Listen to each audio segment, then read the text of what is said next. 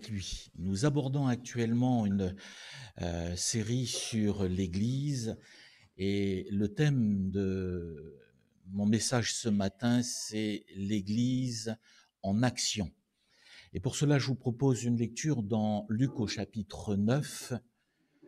Luc au chapitre 9, le verset 12 jusqu'au verset 17. Il est question ici de la multiplication des pains.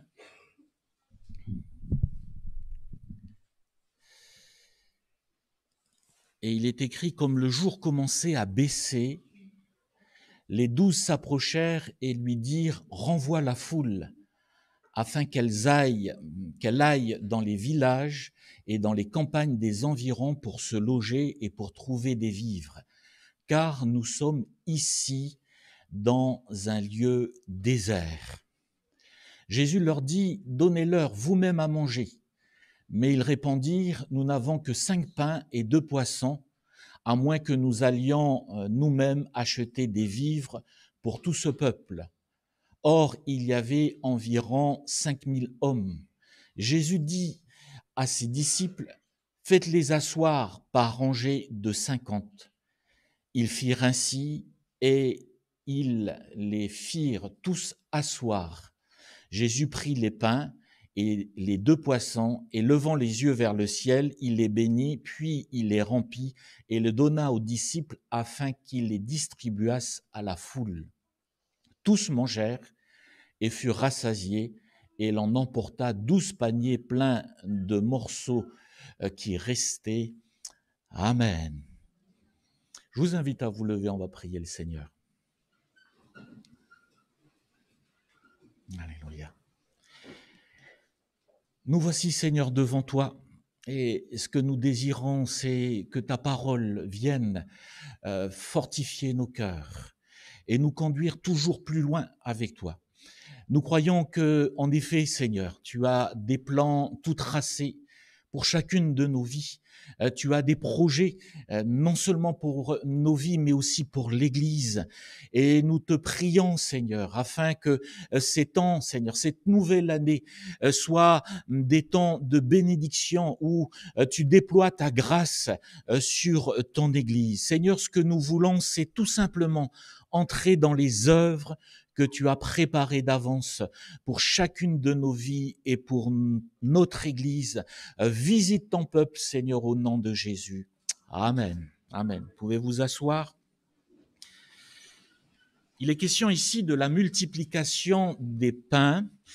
Et au travers de cela, j'aimerais souligner avec vous quelques vérités qui me sont utiles pour nos vies, des principes que le Seigneur a établis au travers de sa parole et qui nous permettent bien sûr d'aller plus loin, à la fois pour nos vies, mais aussi pour l'Église. L'Église, c'est une Église qui est en marche. C'est une Église qui est amenée à se développer, parce que l'Église est un organisme vivant. L'apôtre Pierre dit que nous sommes les uns et les autres des pierres vivantes. Et en effet, l'Église est amenée à être en tout temps en action. Dans les moments, j'allais dire, des moments de joie, de bénédiction, mais aussi dans des moments difficiles, l'Église est en action. Et pour que l'Église soit en action, le premier point que j'aimerais souligner, c'est que pour que l'Église soit en action, nous avons besoin premièrement d'avoir des cœurs pour Dieu et des cœurs pour les âmes perdues. Notez ici dans ce texte que les disciples ont un souci pour la foule. L'Écriture nous dit que l'heure était tardive. Les autres évangiles nous disent ceci, que la nuit tombait. Donc, ils étaient dans une situation où la nuit tombait, et l'Écriture souligne également qu'ils étaient dans le désert. Et à cause de cette situation, soucieux de cette foule, les disciples vont venir vers Jésus et il va lui dire, mais il serait bien de renvoyer la foule. Il serait bien qu'ils aillent dans les campagnes, dans les villages, dans les villes. Il serait bien qu'ils y aillent, d'une part pour se loger, mais aussi pour se nourrir. Ils sont soucieux de ces personnes, ils sont soucieux de cette foule, et notez que la foule était tellement bien dans la présence de Dieu qu'elle aurait pu encore rester des heures et des heures, et même passer la nuit avec le Seigneur. Mais ils ont un cœur pour cette foule. Et je crois que lorsque on veut que notre Église soit en action, nous avons besoin aussi d'avoir un cœur pour Dieu et un cœur pour les âmes perdues. C'est ce qui va nous amener les uns et les autres, eh bien, à servir le Seigneur. C'est ce qui va nous amener les uns et les autres à être en action pour l'œuvre de Dieu et pour les âmes qui se meurent. Notez que la Bible nous parle à un moment donné d'un cortège qui sort de la ville de Naïn. Et ce cortège, c'était une veuve qui mettait en terre son fils unique. Et d'un côté, il y a tout ce cortège avec cette foule qui emmène en terre cet enfant avec de la tristesse, avec des pleurs. Et de l'autre côté, Jésus entre dans la ville. Et là, c'est une foule qui est heureuse parce que lorsque vous lisez les Écritures juste avant, le Seigneur a confirmé sa parole par une démonstration de miracle. Et il y a d'un côté cette foule avec cette joie et de l'autre côté cette foule, ce cortège, avec de la tristesse. Et quand Jésus passe, et quand Jésus voit cela, l'Écriture nous dit ceci, qu'il fut ému de compassion. Il fut ému de compassion. Et c'est son cœur qui, à un moment donné, va l'amener à s'arrêter. C'est son cœur qui va l'amener à un moment donné à être en action à l'égard de cette femme. C'est son cœur, parce qu'il était ému de compassion, qui va permettre le miracle et permettre la résurrection de ce jeune homme. Et une église en action, c'est une église qui a un cœur pour Dieu et un cœur pour les âmes. Entre Jérusalem et Jéricho, l'Écriture nous dit qu'il y avait une route. Et cette route-là, il n'y avait pas cette sécurité qu'on peut avoir aujourd'hui au niveau de nos routes. C'était là où parfois certains brigands n'hésitaient pas à dépouiller les voyageurs. Et cette route était réputée pour cela.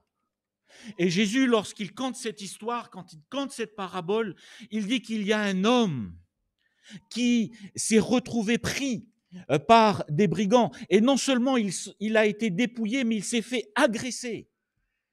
Et l'Écriture nous dit concernant cet homme qui s'est fait agresser, ils l'ont laissé à demi-mort. Il était en train de mourir.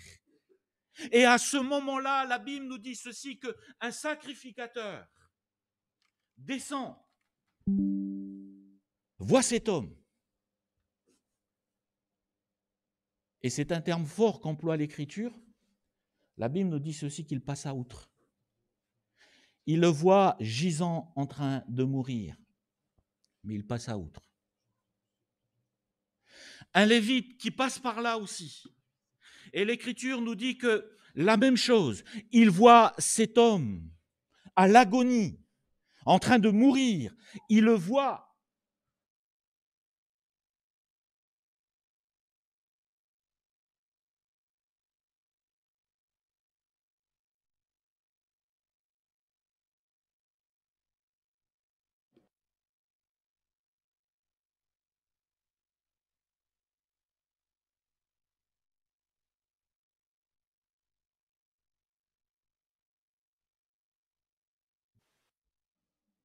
Il ne s'arrête pas là. Il débourse pour les soins. vous allez vous occuper de cet homme. Et si les soins dépassent ce que je donne, je vais revenir, vous continuez à le soigner, ne le laissez pas comme ça, vous continuez à le soigner. Je reviendrai et je réglerai ce qui me va manquer.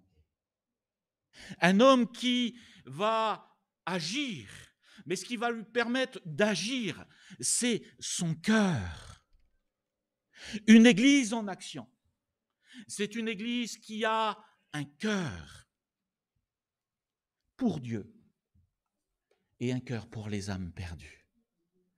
Et nous avons besoin de dire, Seigneur, viens renouveler en nous cette bonne disposition de cœur, afin que l'œuvre de Dieu aille de l'avant, afin que l'œuvre de Dieu prospère entre tes mains et par l'assistance du Saint-Esprit. La deuxième chose ici, c'est que une église en action, c'est une église qui doit se placer sur le terrain de la foi. Quand les disciples sont inquiets, soucieux pour ces personnes et qu'ils viennent voir le Seigneur Jésus les place, les 12, sur le terrain de la foi. Et Jésus va leur dire, donnez-leur vous-même à manger. Bien sûr qu'ils sont dans une réflexion, parce que le texte ne nous le dit pas là, mais lorsque nous regardons les évangiles synoptiques, on s'aperçoit d'une chose, c'est qu'il y a ce détail où l'un des disciples va dire, mais quand le Seigneur dit ça, ils prennent en compte ce que le Seigneur dit. Et ils ont leur budget de fonctionnement, ils ont leur bourse. Et l'un des disciples va dire, mais faut-il qu'on achète pour 200 deniers de pain? Faut-il, d'autres textes nous disent, faut-il qu'on achète pour 200 pièces d'argent en pain?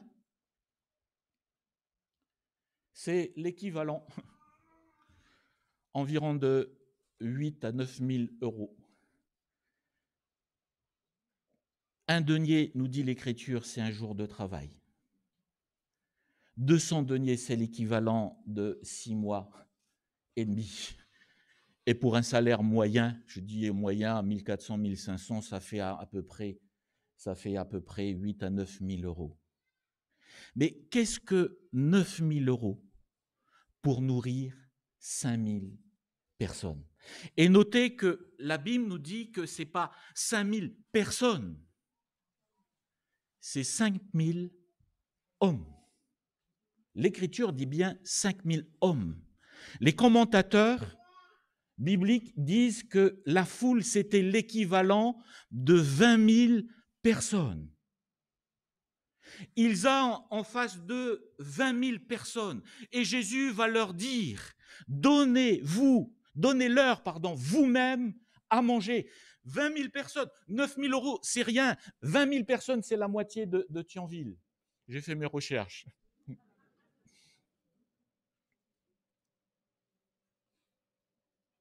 Mais c'est rien. Même juste pour un repas. Mais le Seigneur Jésus montre une chose, que même si l'Église, c'est les choses matérielles, même si nous sommes amenés à agir, on doit toujours, parce que c'est spirituel, toujours se placer sur le terrain de la foi. Et mes frères et sœurs, le terrain de la foi, c'est appeler à l'existence ce qui n'existe pas. Le terrain de la foi, c'est aller dans l'impossible de l'homme. C'est folie. Humainement parlant, c'est folie. Quand Jésus leur dit, donnez-leur vous-même à manger. Folie, on ne peut pas, Seigneur. On n'a pas les capacités, on n'a pas les moyens. Qu'est-ce que 200 deniers pour 20 000 personnes? Mais à chaque fois que le Seigneur nous engage les uns et les autres, que ce soit dans notre vie, mais aussi dans l'Église, Le Seigneur nous met toujours devant des défis qui sont grands à nos yeux et parfois impossibles.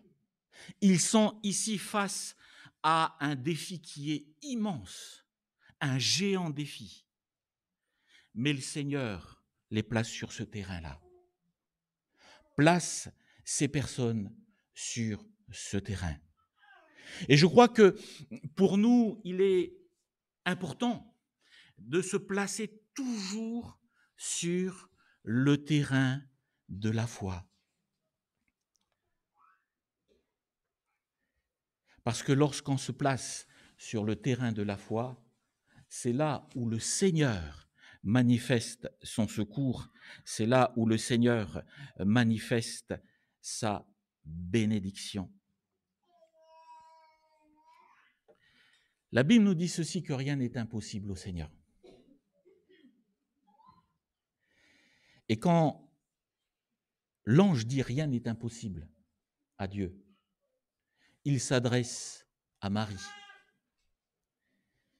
Et l'ange est en train de parler d'une naissance virginale impossible. Mais là où c'est impossible aux hommes, c'est possible à Dieu. Quand Dieu vient voir Sarah et que le Seigneur vient lui dire « Tu vas avoir un enfant », impossible, 80 ans. À cet âge, c'est plus possible. La ménopause est passée. C'est impossible. Mais là où c'est impossible, c'est possible à Dieu. Et à chaque fois qu'on voit dans les Écritures, Jésus amène toujours à vivre le miracle de Dieu. Et ici, le Seigneur est en train de leur dire, ce qui est impossible à vous est possible à Dieu. Et maintenant, on va rentrer dans le miracle. Et c'est pour ça qu'une église en action, c'est une église qui va toujours se placer sur le terrain de la foi, parce qu'on va appeler à l'existence ce qui n'est pas. On sera toujours placé face à des défis où, humainement parlant, nous sommes dans l'incapacité de pouvoir accomplir cela. Mais si c'est impossible pour nous, c'est toujours possible pour le Seigneur Jésus-Christ. Et je terminerai par ce point en disant que, une église en action, c'est une église qui, en effet, va aussi être fidèle dans les petites choses. On n'aspire pas à ce qui est grand. C'est le Seigneur qui nous conduit à vivre l'extraordinaire dans notre ordinaire. Nous n'aspirons pas à des choses élevées. Ce que nous désirons, c'est que la volonté de Dieu s'accomplisse.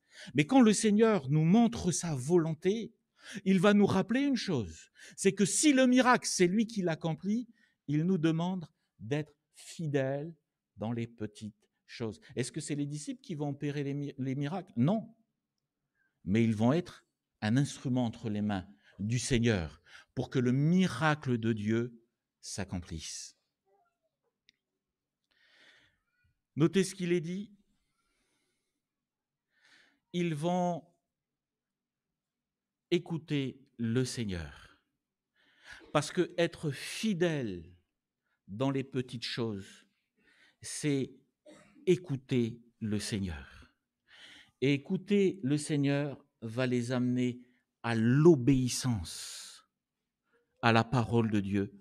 Et l'obéissance à la parole de Dieu va provoquer le miracle du Seigneur. Ils vont être à l'écoute. Le Seigneur ne leur dit pas comment ils vont faire le miracle. Le Seigneur est en train de dire, ok, maintenant vous allez faire ceci. C'est pas grand, hein. Il y a la foule. Vous allez faire des rangées de 50. Vous les faites asseoir par rangée de 50. Il n'y a rien de spectaculaire à cela.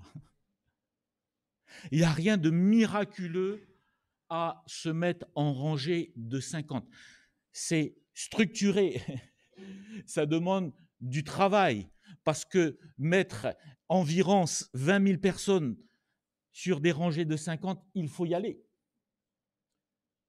Mais le Seigneur dit, voilà ce qui va se passer. Donc, ils sont là et ils sont amenés, bien sûr, à obéir à la voix du Seigneur. Et mes frères et sœurs, il n'y a rien de nouveau. Pour qu'une église soit en action et l'église vit le miraculeux de Dieu, on a tout simplement besoin d'écouter. Et quand je dis d'écouter, c'est d'écouter la parole de Dieu. Et quand je parle de la parole de Dieu, je parle de la Bible. Quand nous écoutons la parole et nous mettons en pratique la parole de Dieu, c'est là où le Seigneur commence à manifester sa puissance. Et c'est pour ça que c'est quelque chose qui me rassure. Parce que avec Dieu, on parle de miracles,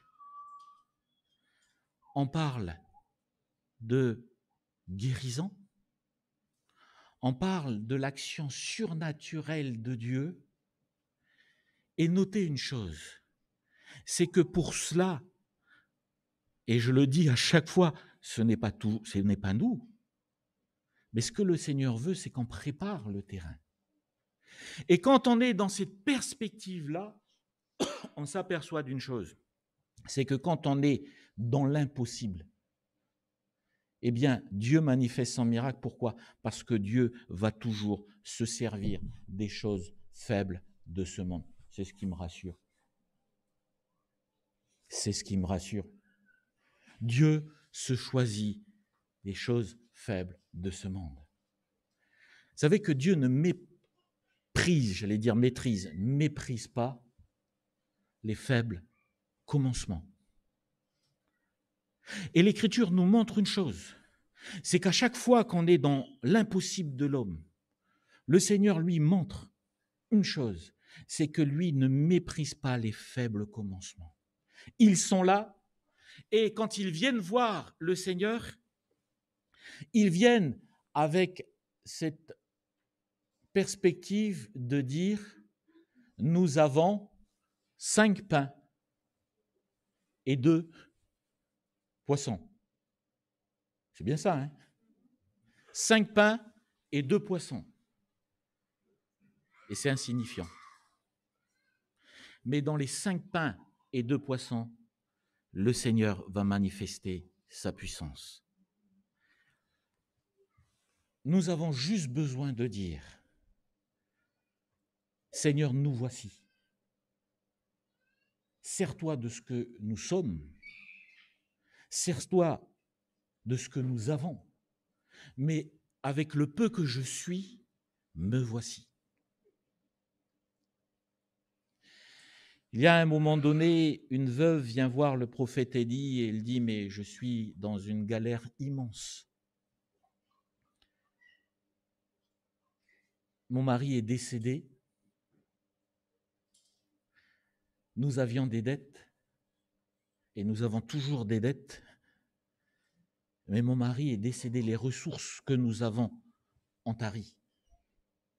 Et je ne suis pas en mesure de pouvoir rembourser. » Et elle dit, mais non seulement je suis dans cette situation-là, mais en plus de cela, c'est que le créancier a décidé de prendre mes 2 fils pour en faire des esclaves. Elle est dans la désespérance. Elle est au bout du bout. J'ai essayé de tout faire. Je suis au bout du bout. Et quand l'Écriture nous dit qu'elle dit cela au prophète, le prophète va lui dire, mais dis-moi, qu'as-tu dans ta maison ? Qu'est-ce que tu as dans ta maison ? Et elle répond, je n'ai rien. Je n'ai rien. Et ensuite, elle se ressaisit et elle dit, il me reste encore un petit peu d'huile. Mais qu'est-ce qu'un petit peu d'huile face à mes dettes, face aux créanciers? Qu'est-ce qu'un petit peu d'huile?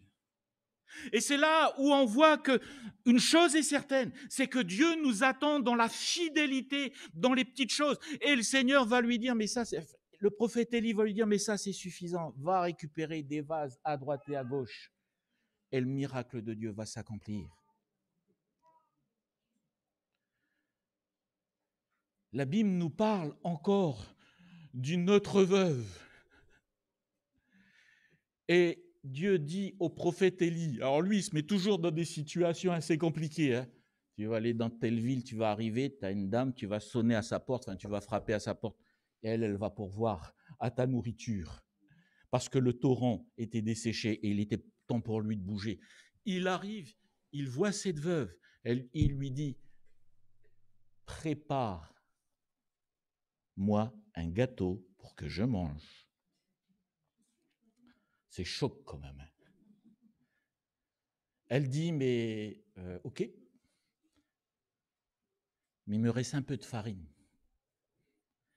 Et en plus, je pensais le faire non pas pour moi, mais pour mon fils. C'est galère, hein. Élie se retrouve dans ça. Je voulais préparer pour mon fils et après c'est fini. Mais quand Élie vient, et vous lisez dans les Écritures, il vient avec une parole de Dieu. Et Dieu vient pour lui dire à cette femme, l'Éternel va pourvoir à tes besoins. Donc c'est pour ça qu'il vient sans culpabilité. Il vient avec assurance parce qu'il vient avec une parole. Le Seigneur lui dit, c'est cette femme. Et notez une chose, c'est non seulement parce que le miracle s'est accompli. Quand elle va faire le gâteau, elle va écouter cette parole. Elle va faire cet acte de foi. Quand elle va agir de cette manière, le miracle de Dieu s'est manifesté. Et non seulement Élie, pendant tout ce laps de temps, a été nourrie, mais elle et son fils. Et notez, en passant, pour revenir à l'autre veuve qui a remboursé ses dettes, elle est devenue d'un seul coup rentière. Avec le reste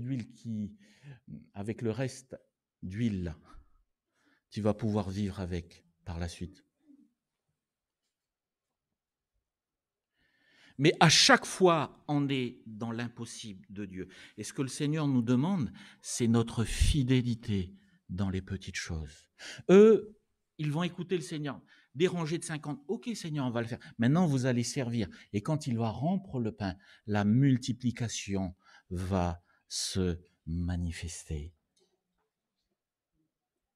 Une église en action, c'est une église qui va être fidèle dans tout cela. Et merci mes frères et sœurs pour votre engagement à chacun durant toutes ces années passées, durant l'année 2023, j'ai bien dit 2023, passée, je me trompe toujours à chaque fois.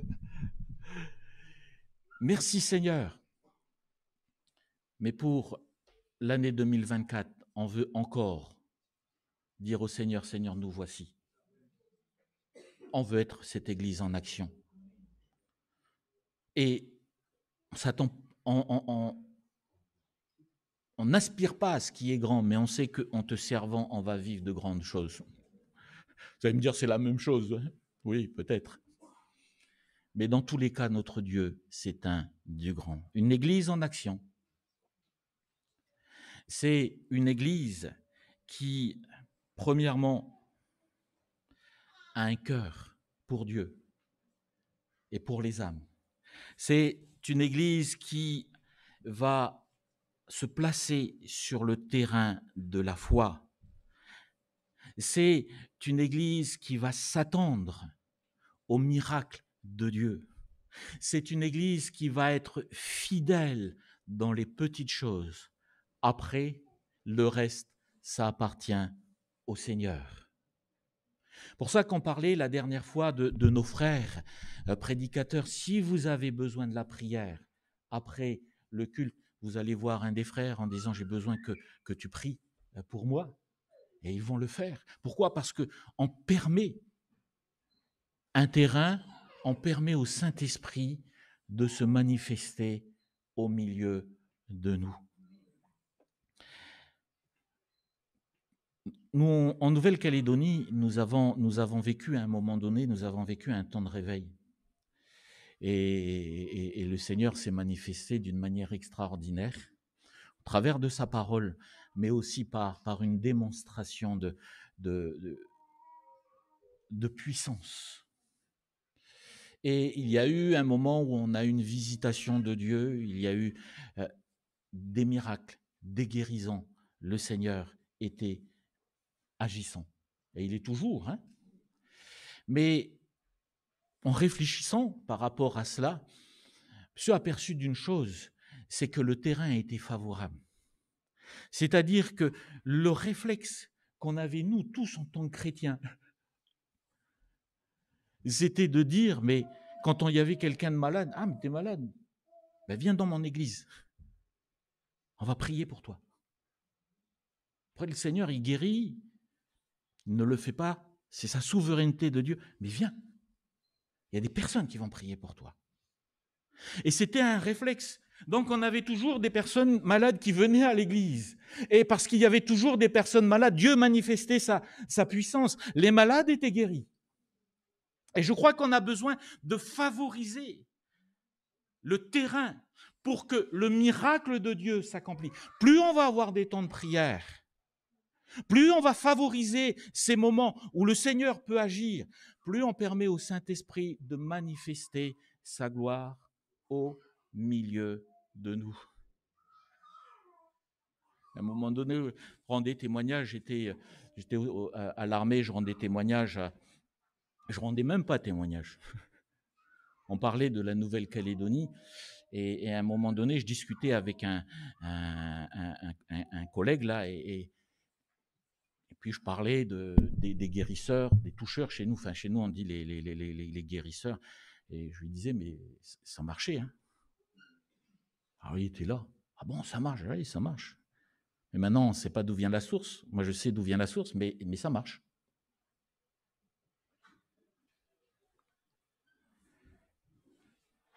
Ah, quelques temps après, il vient me voir tout seul. Écoute, Jean-Christophe, ça coûte combien un billet pour aller en Nouvelle-Calédonie? Je dis, pourquoi tu me dis ça, je sais pas, je suis venu faire le service militaire, je sais pas combien ça coûte. Et pourquoi tu me dis, ah non, mais parce que j'ai ma fiancée, elle est malade. Et j'aimerais peut-être qu'on aille là-bas pour qu'elle aille voir. Jamais, mon gars, t'as pas besoin d'aller là-bas.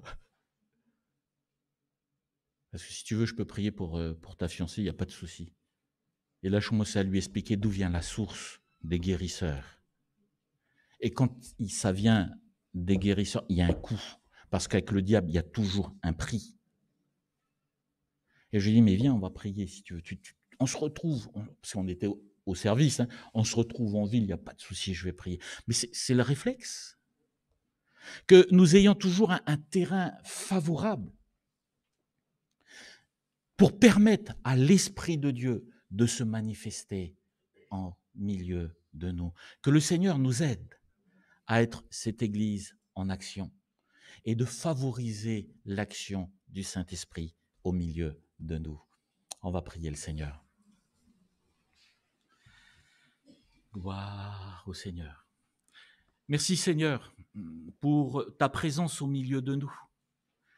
Merci Seigneur pour toutes ces années où tu as béni l'Église. Merci Seigneur parce que Seigneur, c'est toi qui prends soin de ton Église et nous te bénissons pour tout ce travail accompli de mes frères et de mes sœurs par l'assistance du Saint-Esprit. Merci parce que Seigneur, à maintes et maintes reprises, tu as manifesté ta puissance au milieu d'eux, au milieu de nous. Et Seigneur, nous voulons rester dans les mêmes perspectives pour cette année et dire, Seigneur, nous avons toujours besoin de toi. que nous voulons dépendre de toi.